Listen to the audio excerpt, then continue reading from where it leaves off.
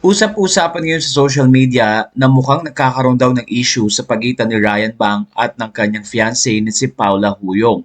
Marami kasing nakapansin na parang iba na ang mga post ngayon sa Instagram ni Paula at napansin nga nila noong September 5 na wala na ang mga photos ni Ryan sa nasabing social media page. Marami rin na nagsabi na mukhang hindi na matutuloy ang kanilang kasal at off na nga ang engagement.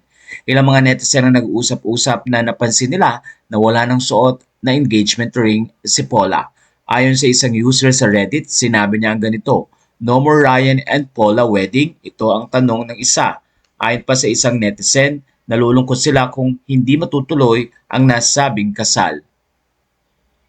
Sa isang separate na Reddit thread, doon ay napag-usapan nila at nakita nga na hindi na suot ni Paula ang nasabing engagement ring nang magbahagi nga si Paula ng isang photo at napansin nila ang kanyang daliri. Pero mapapansin naman sa social media page ni Ryan Bang na nandun pa rin ang photo nila ni Paula, especially ang kanilang engagement.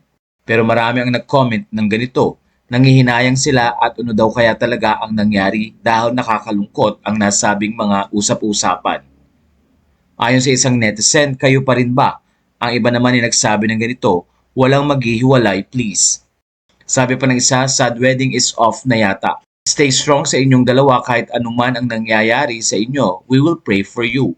Ilang mga netizen naman na tila normal naman ang social media page ni Ryan Bang at wala namang tila big deal pero maraming ang nakakapansin sa mga pagbabago. Napansin nila ang isang post ni Ryan na nagsasabi ng ganito, I'm still waiting for you.